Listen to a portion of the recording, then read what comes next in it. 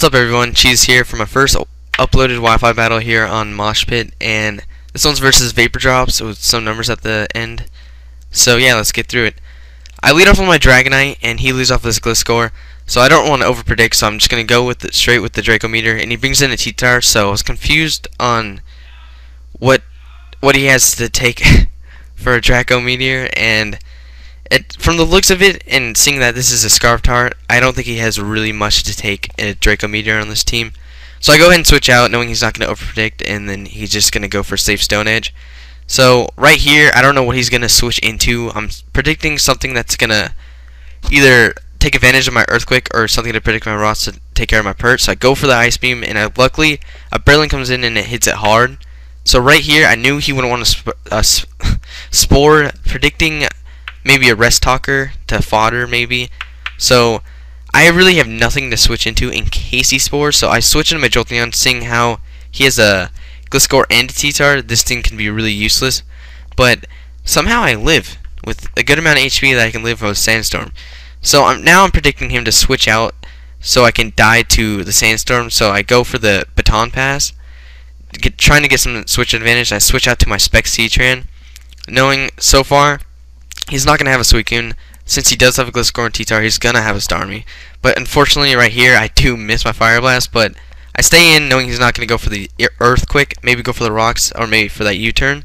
And he does go for the U-turn. I just hit whatever comes in with the Fire Blast, and I was right. The Starmie comes in, and it does not take the Fire Blast so well. So, yeah, I'm pretty much looking good. And right here, I was kind of predicting him to go for the Recover, maybe an Ice Beam, predicting my D-Knight, but he just goes for the Safe Surf.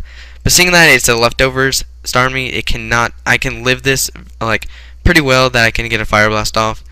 So I do that, and now it's already 6-5. Pretty good start for me, but also not so good since my Jolteon is basically fodder now, which I'm going to switch into now to see what he's going to lock himself into. He locks himself into Superpower, maybe predicting a switch into something that can resist a Crunch or a Stone Edge. Maybe like my Swampert, but it still could have taken that like a beast. So right here, I predict his switch into Jirachi and go for the Fire Blast, which is really good on my part. And now that I'm sure it was Scarf, so that could have been really troublesome. So now I can just E-speed it and kill it to death. And yeah, that's really good. So right now, my plan so far is to not let his Gliscor set up rocks, so I can just rain havoc with this thing. So I wasn't really sure what he's going to bring in. So he brings in his T-Tar. I know he's like a Stone Edge, predicting my Swampert, so I stay in, knowing I can live a Crunch, and I get the Superpower off, and I do kill that T-Tar, which is kind of troublesome, but yeah. So now I predict his Breloom switch in, and I switch into something that can counter that, but also counter his Gliscor, so I do, I bring in my, E-Belt Jirachi, sorry, and I go for the Ice Punch, but he reveals his last Pokemon, which was a Rotom, and seeing that he doesn't have a form, maybe he just put the stats of a regular form Rotom onto that Rotom, which would make sense, but yeah, anyways. I switch out to my Pert, knowing he's going to predict to my Train switch in, and not go for the Willows, but go for the Thunderbolt. So now I want to switch out to my Heatran, knowing he's going to go for a status move, not for the Shadow Ball.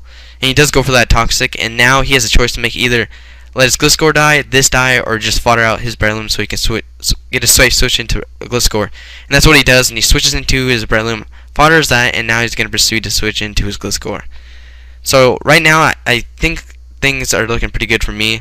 Since my last Pokemon is a Breloom, I can handle the rest of his team pretty nicely. So I just let my Heatran die, maybe in case he goes for the U-turn, predicting my switch out so he can get more advantage on me. But yeah, I just let it die. So right here, I thought he had Taunt, but then I remembered he had U-turn, so he doesn't have Taunt, so he's just a standard Stealth Rock lead.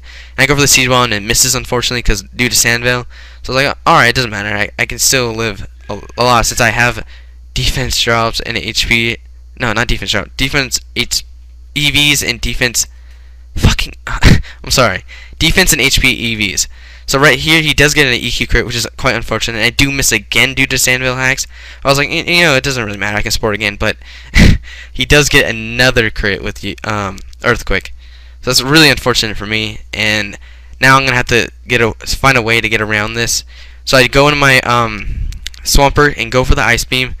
And this part's quite funny. I don't know why, but this part starts to get really haxy, and I do get the freeze, which is kind of funny, but in all, it kind of evened it out.